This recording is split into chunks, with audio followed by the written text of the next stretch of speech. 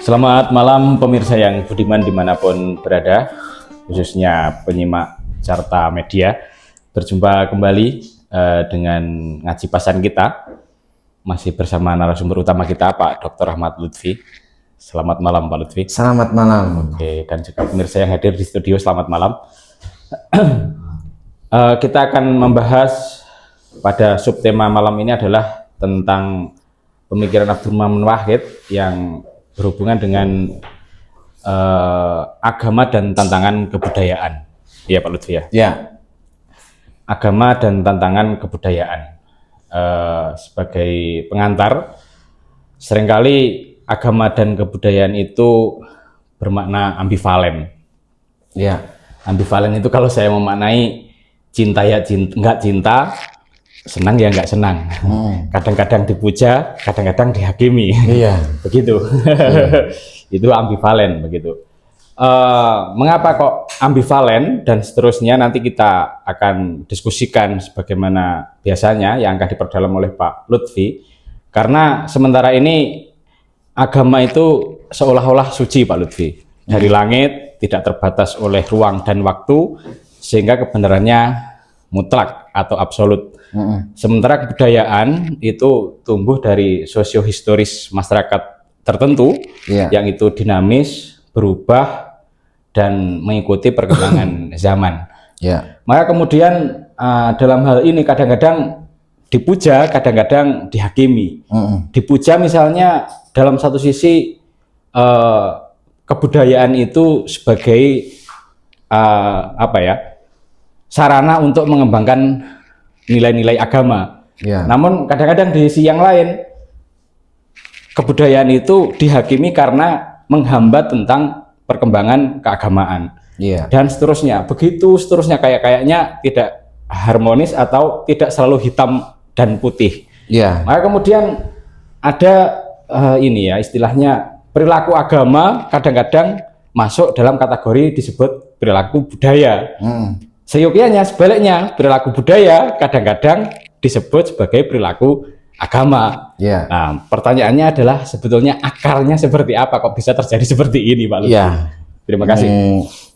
Pertanyaan Pak Bowo malam ini sulit. Oke. Tulisan dari Abdurrahman Wahid yang berjudul Agama dan Tantangan Kebudayaan ini itu sebetulnya Abdurrahman Wahid itu mengurai, gitu ya, mengurai ambivalen. Oh, mengurai ambivalen. Mengurai ambivalen. Kenapa kok mesti diurai? Kadang orang itu tidak bisa melihat titik temu antara agama dan budaya. Betul. Lalu kemudian berpihak kepada teks-teks literal agama. Kan begitu. Kadang bisa mencari titik temu tapi sepotong. Oh iya. Misalnya begini ya, Islam itu awalnya di masa Mekah Madinah itu ya Al-Quran itu. Lalu kemudian sampai ke Persia, itu Al-Quran kawin dengan budaya Persia yang disebut dengan budaya filsafat. Lahirlah yang disebut dengan filsafat Islam. Maka filsafat Islam di dalam hal ini itu adalah ekspresi budaya, akidah, kan begitu. Ada Ibnu Sina di sana, ada Al-Farabi, ada Ikhwanus Sofa dan seterusnya. Itu bisa dicari titik temu antara keduanya. Cuman kadang juga tidak bisa dicari titik temunya. Itu misalnya kayak kasus yang dicontohkan oleh Abdurrahman Wahid terkait dengan hukum ranjang. Nah, itu seolah-olah yang namanya hukum orang yang dihukum ranjam itu dilempari batu karena melakukan zina itu sebagai agama, gitu. Nah, ini kan padahal itu bertentangan dengan hal-hal yang sifatnya sifat cinta kasih begitu. Ini gimana sih orang berzina dilempari batu, begitu? Gimana hak asasinya dan seterusnya. Nah, ambivalen antara kedua hal ini mencoba dicari titik temu oleh Abdurrahman Wahid dalam tulisan yang berjudul Agama dan Tantangan Kebudayaan. Nah, mencari titik temunya bagaimana, Ya. gitu loh.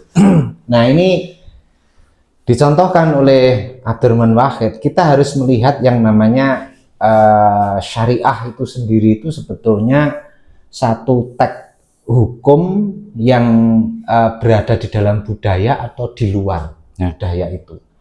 Contoh di dalam hal ini itu adalah teks hukum yang berbunyi fankihu ma atau balakum minan nisa masna wa sulasa wa ruba. Kan begitu. Bagi kaum yang setuju terkait dengan pendekatan tekstual terhadap wahyu, maka seolah-olah itu agama. Fankihu ma atau balakum itu seolah-olah itu agama dan seolah-olah itu teksnya begitu dan harus ditaati. Kan begitu. Sementara kalau kita lihat perkembangan budaya ternyata berbeda, gitu loh. Berbedanya bagaimana? Muncul di era-era di belakangan setelah banyak perempuan itu tidak hanya bergerak di wilayah domestik, itu tidak terima terhadap ayat yang berbunyi fankihu ma atau balakum minan nisa'i masna wa sulasa wa ruba. Argumennya wanita dan laki-laki itu sama-sama bima faddola alaikum, punya keutamaan yang ada pada diri mereka. Laki-laki menafkahi, tapi perempuan juga banyak wanita karir yang mampu menafkahi dirinya sendiri. Kan begitu. Ini kan berbeda dengan ketika teks yang berbunyi fankikum atau balakum minan nisa wasna wa sulasa wa ruba itu konteks zamannya. Di mana pada waktu itu masyarakat itu masih ada di dalam bingkai perang, gitu loh. Nah, maka kemudian wajar jika yang namanya laki-laki itu menikah lebih dari satu, karena apa? Karena pada waktu itu banyak korban-korban perang, di mana laki-lakinya itu mati di medan laga, itu lalu kemudian perempuan-perempuannya itu ada yang menganggur, dan perempuan-perempuan pada waktu itu kan banyak yang domestik, maka kemudian Al-Quran menganjurkan bagi orang-orang yang punya kelebihan itu untuk menikahi lebih dari satu. Jadi sebetulnya fankikum atau balakum itu konteksnya konteks perang, gitu loh. Konteksnya konteks perang. Nah, sementara di konteks sekarang kan perang sudah tidak ada, gitu loh. Perang sudah tidak ada. Banyak wanita karir yang sudah mulai muncul di mana itu tidak muncul di masa pada waktu itu. Nah, karena tidak muncul, maka kemudian muncullah persoalan baru. Ketika fankihu ma atau balakum minan nisa masna wa sulasa wa ruba itu diterapkan di dalam konteks hari ini. Nah, bagi orang yang terlalu berpegang teguh pada teks harfiah Al-Quran begitu, itu nggak terima. Ini contohnya seperti apa? Seperti Islam yang ada di masa Abdurrahman Wahid yang lebih menekankan pendekatan legal formal, begitu loh. Bentuk formalnya begitu. Sementara begitu dia memahami pendekatan legal formal itu, memahami teks agama hanya sepotong, tidak melihat aspek konteks yang memunculkan teks itu. Dari sinilah argumen tentang fankihu itu terurai apa yang menjadi akar kemunculannya. Jika akar kemunculan fankihu atau balakum itu terkait perang, di mana di sini tidak ada perang. Di ayat fankihu itu konteksnya perempuan domestik, lalu kemudian sekarang itu banyak wanita karir, maka kemudian ketika ada ayat wa in khiftum alla ta'dilu, ini lalu kemudian ini siapa yang menentukan keadilan? Gitu. Bagi perempuan yang wanita karir, di mana dia sudah mulai menghidupi dirinya bisa, itu lalu kemudian tidak rela untuk dirinya dipakai sebagai objek yang harus menerima keadilan dalam standar laki-laki. Karena yang menjadi standar keadilan di waktu fankikum atau balakum itu kan laki-laki. Sementara perubahan zaman, karena banyak muncul wanita karir, maka perempuan pun juga menuntut keadilan. Dong nyarinya duit sama-sama kok, gitu loh. Lalu kemudian saya juga tidak berpangku tangan untuk menerima nafkah dari dirimu saja kok.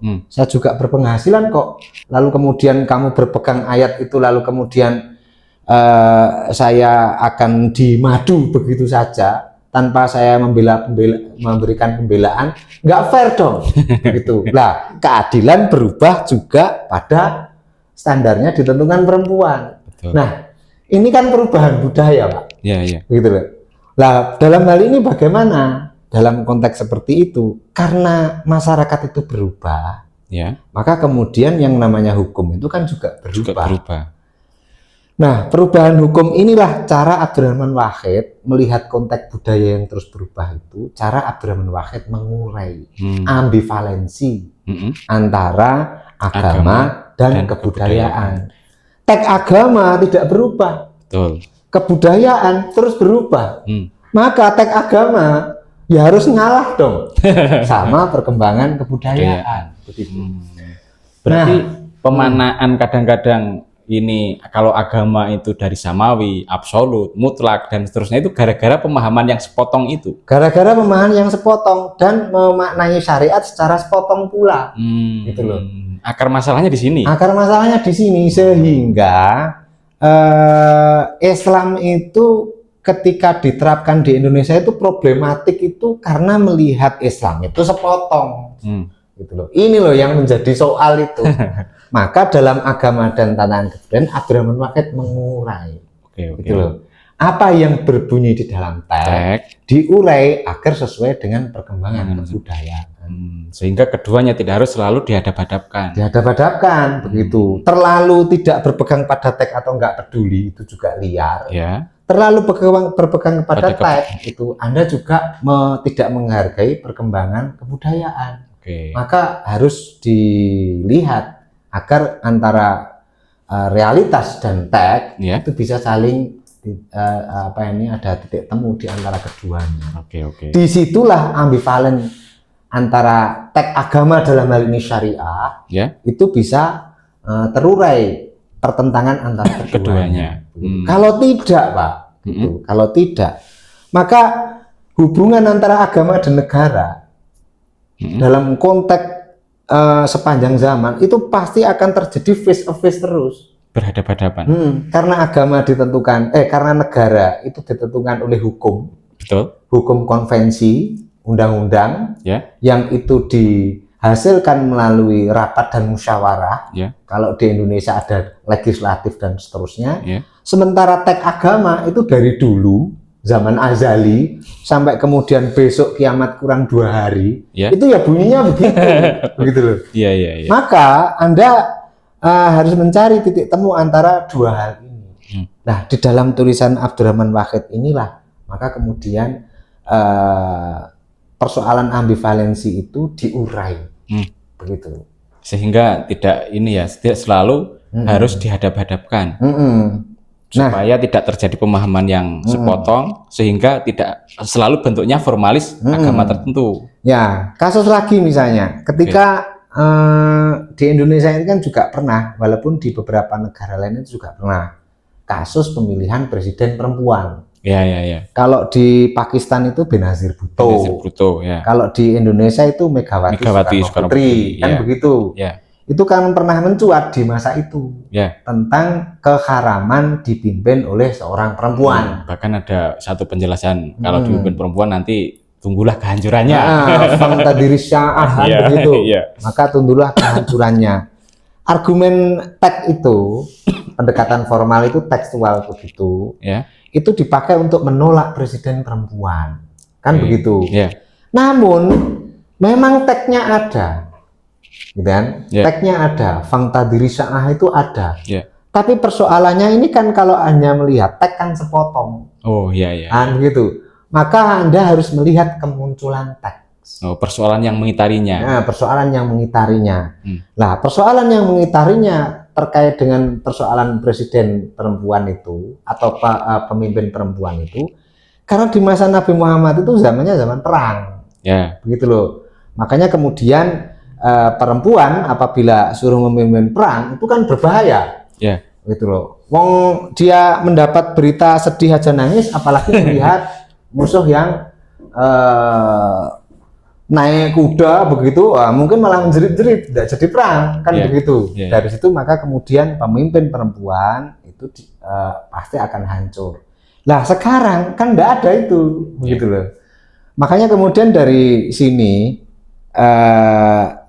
jika Anda terlalu berpegang kepada teks mengabaikan konteks, itu, maka agama akan selalu bertentangan dengan budaya. Nah, dari Abdurrahman Wahid itu kita melihat, Pak, sebetulnya konteks itu usul, teks itu furu. Begitu ya. Padahal sementara ini yang dipahami teks itu usul, gitu loh. Konteks furu. Untuk begitu. memahami teks, oh iya ya. Begitu. Iya. Jadi yang sebetulnya menjadi usul agama itu malah justru konteks. Karena konteks inilah yang melahirkan teks. Dan bagaimana kita memaknai teks. Kan begitu. Tidak mungkin teks itu lahir dalam ruang hampa. Begitu kan? Yeah. Ini tiba-tiba. Jadi kalau begitu, kalau tanya dalil itu mestinya yang lebih tepat konteksnya gimana dulu, begitu ya? Iya. Bukan gitu teksnya gimana dulu. Iya, begitu. Iya. Makanya konteks itu bagi Abdurrahman Wahid saya melihat ini usul pokok. Makanya kecerdasan kita di dalam melihat realitas sosial itu penting bagi seorang yang memang dia punya otoritas menjadi ahli fatwa.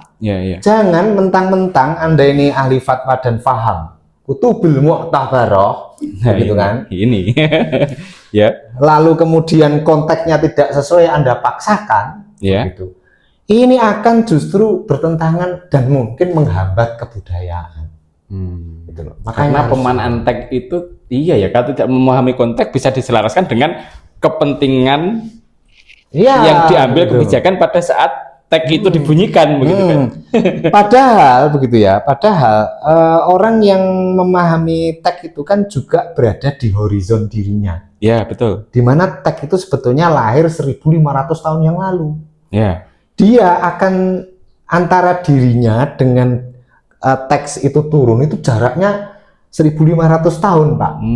Maka kemudian jika Anda hanya memahami teks itu dalam arti sintaksis, sintaksis itu arti nahwu, yang ada mubtada khobarnya saja, tanpa melihat sisi kontekstual di mana teks itu muncul, maka Anda akan ada jarak antara Anda dan teks itu sudah ada jarak. Gitu.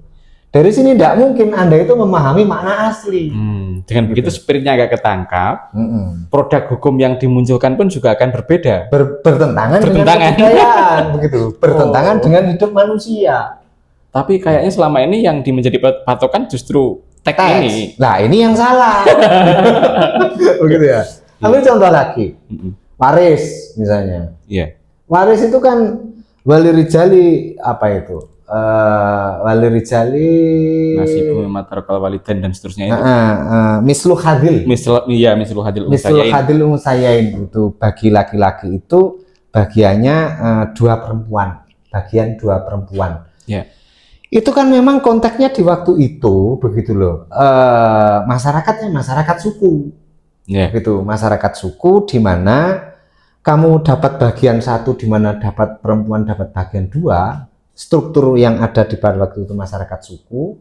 Namun ketika dapat satu perempuan setengah, kamu diberi kewajiban, yaitu memberi nafkah pada perempuan di konteks masyarakat suku pada waktu itu. Nah sekarang kan suku sudah tidak ada, gitu loh. Memang ada suku Jawa, tapi tidak seperti suku-suku di Quraisy ketika Al-Quran turun, kan begitu. Makanya kemudian ketika Anda memakai hukum waris yang ada di Al-Quran, justru menghambat kebudayaan. Gitu loh. Dan itu banyak hukum-hukum yang lain. Itulah maka kemudian pentingnya mengurai. Dan misalnya juga kalau kita melihat realitas pembagian harta warisan itu tidak selaras, berbagai kebudayaan yang ada di sekitar kita itu tidak selalu selaras dengan teks. Tetapi anehnya tidak ada fatwa haram itu. Begitu. Itu juga dilakukan oleh Munawir Sazali. Munawir Sazali ini Menteri Agama kalau nggak salah periode 80-an kalau nggak salah ya. Munawir Sazali itu dia punya buku judulnya Reaktualisasi Ajaran Islam. itu dia membuat ilustrasi begini di buku itu. Saya punya anak laki-laki 1, lalu kemudian 2 anak perempuan, kan begitu. Saya punya harta waris sekian, kan begitu. Anak laki-laki saya itu diceritakan dalam buku itu. Ini bukan kata-kata saya. Anak laki-laki saya sekolahkan ke Australia, S1, S2, S3. Dan tentu biayanya sangat banyak dong, sekolah di Australia. Gitu. Sekolah di Ponorogo aja besar, kan lumayan gitu. Besar. Nah, sementara anak-anak perempuan saya nggak mau kuliah, hanya cukup di pesantren dan madrasah aliyah, dan itu biayanya sangat sedikit. Ketika misalnya saya mau wafat, lalu kemudian saya punya harta waris, adilkah ketika misalnya anak laki-laki yang selama hidupnya menghabiskan biaya itu, saya kasih lebih besar daripada anak-anak perempuan yang mana dalam hidupnya tidak pernah menghabiskan pendapatan saya, kan begitu? Jika Anda menerapkan atau membela pendekatan legal formal, Anda pasti akan taat kepada mislu hadil umsayain. Iya kan? Laki-lakinya makin udah menghabiskan banyak, warisannya banyak, sekolahnya tinggi, kaya nggak keturunan, kan begitu? Perempuan-perempuannya yang hanya madrasah aliyah di pesantren, nanti dapat istri juga pesantren, dan juga masih harus babat dan seterusnya, gitu. Percepatan ekonominya juga nggak besar. Akhirnya penderitaan tak kunjung usai. Maka sempurnalah penderitaan perempuan itu. Begitu. Dari sini maka kemudian persoalan hukum waris yang ada di dalam hukum-hukum syariah itu patut menjadi koreksi ulang, karena struktur dan budaya masyarakat sudah berkembang. Dari mulai zaman Nabi sampai sekarang ini. Jika Anda, loh nanti begini argumennya, loh itu kan Al-Quran, itu kan kalamullah, gitu loh. Ya kalamullah pun ngalah sedikit nggak apa-apa, kan sudah maha kuasa. Begitu. Begitu. Artinya kalamullah pun dia hadir dalam konteks tertentu. Makanya jangan lupakan konteks, karena itu usul dalam sebuah pemutusan hukum. Itu berarti ya poinnya. Mengurai ambivalen itu. Ambivalen itu pengurainya di situ itu, Pak. Sehingga di dalam hal ini antara agama dengan perkembangan kehidupan manusia yang terus-menerus dalam bingkai budaya itu bisa saling support antara satu dengan yang lain. Kadang teks harus ngalah, kadang teks harus menang seandainya teks itu mendorong perkembangan kehidupan manusia. Poinnya itu berarti tolak ukurnya mendorong perkembangan kehidupan manusia. Karena apa, Pak? Manusia itu utama, begitu kan? Jadi Tuhan membuat Quran itu mengkalamkan kepada Muhammad itu untuk manusia, gitu loh. Maka jika Al-Quran itu ketika hadir di muka bumi justru menghambat perkembangan manusia, itu yang perlu ditinjau itu cara Anda membaca terkait dengan tafsir Al-Quran itu, gitu loh. Dan tidak mungkin Tuhan itu menghambat perkembangan manusia. Gitu. Makanya itu apa yang coba ditawarkan oleh Abdurrahman Wahid. Apakah ini menyengat? Tentu. Terkait dengan orang-orang Islam yang seringkali menggunakan pendekatan legal formal terhadap teks-teks agama. Khususnya orang-orang seperti dalam konteks waktu itu ya MUI. Institusi keagamaan. Institusi keagamaan itu. Lalu kemudian juga dan institusi keagamaan yang lain, kan begitu. Betul. Makanya kemudian patut menjadi koreksi bagi institusi agama terkait dengan cara Anda mendekati teks-teks agama. Sekaligus ini menjawab ini Pak Lutfi, saya mencatat karena institusi-institusi keagamaan seringkali menjadi hakim atas produk kebudayaan. Berarti gara-garanya diantaranya sebagaimana yang Pak Lutfi uraikan tadi. Karena begini, nalar yang selama ini berkembang, kalau ada tabrakan antara agama dan kebudayaan, yang dimenangkan adalah nalar agama. Sementara kebudayaan harus mengalah. Ternyata kalau dalam tinjauan perspektif Abdurrahman Wahid tidak begitu. Kebudayaan, karena kebudayaan itu adalah cara manusia bertahan hidup. Kita kan sudah uraikan itu. Iya, iya, iya. Dan cara manusia bertahan hidup itu terus berkembang, Pak. Makanya ini jangan dihambat. Kalau dihambat dengan memakai pendekatan legal formal, Ya. sementara pendekatan legal formal itu produk di masa manusia-manusia suku di zaman Arab dahulu, maka sama saja menggiring budaya yang ada pada konteks sekarang ke kehidupan suku-suku zaman dahulu, justru malah mundur. Betul, betul. Gitu loh. Dari situ maka kemudian tek-tek agama agar tidak seperti itu harus diurai ambivalensinya. Oke. Berarti begini Pak Lutfi, mohon maaf nanti diluruskan kalau saya salah. Berarti tidak selamanya ya nalar agama itu selalu dimenangkan atas nalar kebudayaan. Begitu sebaliknya nalar kebudayaan tidak selalu dimenangkan atas nalar agama. Artinya kedua-duanya bisa saja dimenangkan atau dikalahkan kalau bertolak belakang dengan argumen kemanusiaan itu, begitu? Iya, betul. Dalam istilah upin-upin itu, betul begitu. Oke. Makanya kan saya sebut humanity itu adalah pokok utama. Dan ini sejalan dengan ini ya, biasanya Gus Dur menyebut ada nggak yang lebih penting dari agama? Ada, yaitu nilai-nilai kemanusiaan. Titik temunya di situ. Atau juga Tuhan tidak perlu dibela. Kenapa? Tek-tek agama itu kan tek-tek dari Tuhan. Betul. Asumsinya. Betul. Tuhan itu nggak perlu kamu bela seperti itu loh. Dia sudah maha kuasa. Yang perlu dibela itu kamu karena maha lemah. Kan begitu. Iya. Maha lemah, maha miskin, dan maha menderita. Oke. Maka yang harus dibela kamu. Iya. Jangan sampai kehidupan kamu yang maha-maha negatif itu dikalahkan dengan persepsi kamu terkait dengan Tuhan yang harus dibela. Oke. Salah itu. Oke, satu lagi Pak Lutfi. Ini kesalehan sejati Pak Lutfi. Kesalehan sejati kadang dimaknai menuntut kita mencabut kebudayaan. Atau bagaimana kita sebetulnya menemukan ruang dialog ini tadi sudah disinggung sebetulnya. Maksud saya begini, kadang-kadang kita itu untuk menjadi soleh itu harus melawan nalar kebudayaan. Padahal kan tidak selalu begitu. Tadi dijelaskan oleh Pak Lutfi. Jadi asumsi tentang kesalehan ini yang perlu dimaknai ulang begitu ya? Begitu. Perlu dimaknai ulang. Artinya tidak kan begini toh Pak.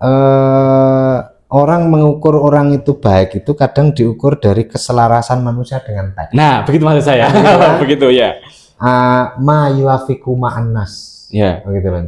Apa yang sesuai dengan teks. Ya. Jika perilakumu itu sesuai dengan teks, itu disebut manusia baik. Ya. Itu memang doktrin Sunni. Oh. Gitu loh. Ya. Nah, kenapa kok saya sebut doktrin Sunni? Itu ada di Al-Mustasfa fi Ilmil Usul. Oke. Di jilid yang kedua kalau nggak salah. Ya. Yang ditulis oleh Abu Hamid Al-Ghazali. Ya. Jadi memang standar baik bagi Sunni itu ma yuafiku ma'annas. Jika perilaku Anda sesuai dengan teks. Kalau teks berbunyi fangkihu atau balakum menisa masna wa sulasa wa ruba, nikahilah 1, 2, 3, 4. Teksnya kan berbunyi begitu. Oke. Maka ketika Anda menikah 2, 3, 4, Anda baik. Ya. Gitu. Karena apa? Sesuai dengan teks. Oh. Kan begitu. Iya. Nah, tidak baik jika misalnya orang itu menghukumi haram poligami. Begitu. Tidak baik karena apa? Hukumnya bertentangan dengan teks. Kan begitu. Betul. Itu memang doktrin Sunni. Begitu. Persoalannya Sunni itu kan hidup di tempo yang dahulu sekali begitu ya. Itu zaman-zaman Abbasiyah atau gimana itu. Ya. Di mana negaranya sudah buyar gitu loh. Negaranya sudah buyar, mufti hukumnya sudah buyar, struktur sosialnya sudah buyar. Sebab-sebab yang melahirkan itu sudah tidak ada. Dan masyarakat yang ada di kala konteks sekarang berbeda dengan masyarakat yang hidup di zaman Abbasiyah. Maka standar yang disebut soleh ya harus berubah juga. Gitu loh. Iya. Berarti akar ketercabutannya budaya ini sebetulnya penyelarasan terhadap teks ini Pak Lutfi. Ya, itulah yang membuat Islam Indonesia itu seperti Islam Arab. Nah, gitu. Karena tercabut dari akar kebudayaannya. Akar kebudayaan Indonesia. Itulah yang menurut saya sangat ditentang oleh Abdurrahman Wahid. Ya Islam tapi jangan Islam Arab. Saya kira nggak Abdurrahman Wahid tok itu. Banyak ya. Itu Soekarno itu Islam Sontoloyo itu juga begitu. Islam oke. boleh lah, cuman jangan Islam Arab Ya, ya. gitu loh. Islam Arab itu apa? Islam yang ada di tag itu. Gitu loh. Iya, iya, iya. Makanya kemudian itu mesti dicerna ulang bagi para mufti-mufti Betul. terkait dengan soal pokok Hmm. yang melahirkan hukum itu, bukan teks hukumnya, tapi Oke. persoalan pokok itu.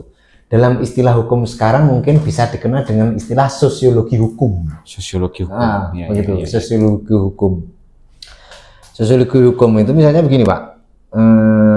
Memang pencuri itu harus dihukum ya, kan begitu. Ya. Cuman persoalannya Anda mencuri itu mengapa? Oh, Nah, iya, iya. mengapa itu pendekatan sosiologi hukum. Hmm. Itulah yang apa ini ditulis oleh siapa itu? Saya lupa itu.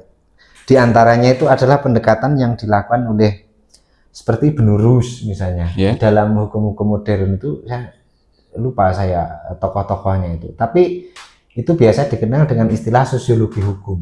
Jadi konteks itu hal yang pokok. Begitu. Betul, betul. Nah masalahnya orang merasa nggak begitu religius ketika tidak berpegangan pada teks. Teks. Oh, itu. Betul itu. Problem utamanya di situ. Problem utama. Inilah yang harus diurai di dalam agama dan tantangan kebudayaan. Makanya kan judulnya tantangan, Pak. Iya, tantangan. Tantangan. Tantangan kebudayaan. Inilah maka kemudian para agamawan-agamawan itu karena kebudayaan itu terus berkembang, ya tantangannya di situ. Ya, Anda ya. harus memahami sosiologi masyarakat Indonesia yang terus berkembang. Oke, oke. Jangan sampai menggunakan teks hukum di masa Islam klasik yang itu Anda anggap sebagai agama, padahal di masanya itu juga bukan agama, tapi budaya juga. Betul, Gitu. betul. Dari sini maka kemudian syariah itu budaya, Pak. Syariah itu Budaya. budaya. Karena teks itu Kalau begitu Pak Lutfi ini pengambilan sumber hukum dari produk fikih misalnya, kan untuk menyelaraskan dengan syariah. Berarti itu pra syariah berarti. bukan hanya prasyariah, fikih itu juga budaya, bukan agama. Oh, begitu. Iya. Kan dia lahir dalam konteks tertentu. Ya. Ya kan? Ya. Konteks itu kan budaya kan. Maka yang dilahirkan dari budaya kan budaya juga. Oh. Kan begitu toh? Iya, iya. Nah, lalu agama yang mana? Agama itu sesuatu yang tersimpan di dalam private manusia masing-masing. Oh. Oke, oke. Jadi tidak perlu tampil dalam simbol-simbol begitu. Pantas saja ya kalau kemudian kita mengkaji dengan berbagai pendekatan, misalnya dalam forum-forum Bahsul Masail dan seterusnya, berupaya menyelaraskan dengan teks. Karena memang itu gaya sunni, akhirnya Pak. kemudian nanti di prasyariah, kemudian kalau bisa syariah itu dibangun dan masuk ke dalam tatanan negara. Jadi yang sekarang dipaksa-paksa, gitu kan? Sama teks-teks itu, padahal tidak begitu. Teks itu juga produk budaya. Anda pasti pernah membaca tulisannya si Nasir Hamid Abu Zaid. Judulnya itu Mafhumun Nas, konsep teks. Gitu. Quran itu sendiri, gitu loh Pak. Al-Quranul Karim yang kita pegang sehari-hari sebagai umat Islam, itu kan sebetulnya dari sisi bahasa, kan menggunakan bahasa Arab. Bahasa Arab itu ada di Arab, di mana bahasa itu adalah budaya juga kan? Iya, bahasa budaya. Nah, makanya bahasa Al-Quran itu juga bahasa budaya. Maka si Nasir Hamid Abu Zaid sampai berani itu, Al-Quran itu produk budaya. Dan jangan lupa Pak, Abdurrahman Wahid itu sangat akrab dengan Nasir Hamid Abu Zaid itu. Maka dialognya terkait dengan tokoh-tokoh yang ada di internasional seperti Nasir Hamid Abu Zaid, Hasan Hanafi, lalu kemudian Muhammad Abid Al-Jabiri. Ini mengilhami bagaimana Abdurrahman Wahid itu mencerna terkait dengan agama. Yang mana mungkin itu tidak dialami oleh kelompok-kelompok Islamisis yang ada di beberapa negara, khususnya juga di Indonesia, di mana mereka tidak mengalami pengalaman intelektual seperti Abdurrahman Wahid. Makanya selalu berpegang kepada teks. Inilah yang menghambat budaya. Saya kira ini ya Pak Lutfi ya, cukup ya untuk tema agama dan tantangan kebudayaan. Ya, saya kira begitu. Closingnya, sebelum Anda bertanya. Saya biasanya tanyanya closing. Begitu. Oke. Al-Quran itu apa ini teks Iya. baik itu ada di dalam Al-Quran Ya, ataupun hadis ya, itu adalah furu cabang, ya. sementara yang usul pokok itu adalah realitas itu sendiri. Oke. Saya kira itu sebagai closingnya agar yang namanya agama dan tantangan kebudayaan ini terus-menerus menjadi titik temu antara keduanya. Oke. Dan manusia tidak terhambat oleh tek-tek agama. Oke, terima kasih. Mudah-mudahan ini mencerahkan sehingga spiritnya ketangkep dan tambahan wawasan untuk kita sehingga antara agama dan kebudayaan ataupun tantangan kebudayaan tidak selalu dihadap-hadapkan tetapi menjadi harmoni dalam rangka bingkai kemanusiaan. Iya. Saya kira demikian. Oke. Sampai jumpa besok Pak Lutfi. Sampai jumpa besok. Selamat malam semuanya pemirsa. Selamat malam.